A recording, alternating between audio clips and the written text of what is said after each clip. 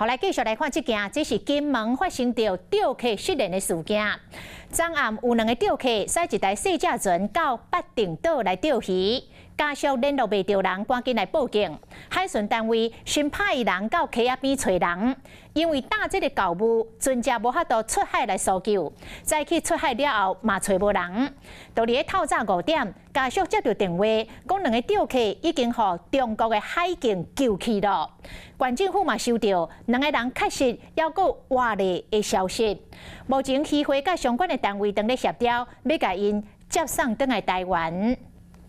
家属会知影广告协会因为透早接到报平安的电话，失联的亲人找到啊，去中国海警救起来。海警那边可能就给他们电话，他们要打电话回来，5点才电话才来，中午出去，到2、3点就联络不到人。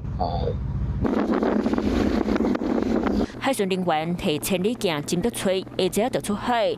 原来2个金门钓客转一步出海，就失去联络。姓吴含姓吴钓客，迄天驶抱着船回溪边海水浴场出海，要去到八定岛钓鱼遐，所形容失去联络。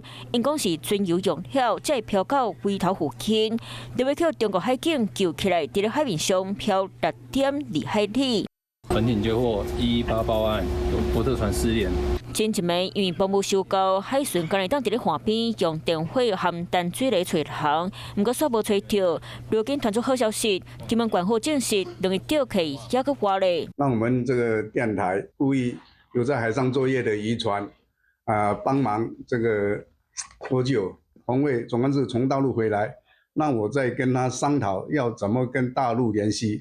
找一暝总算找到人，渔会和中国建议派船接送，会甲人平安带回来。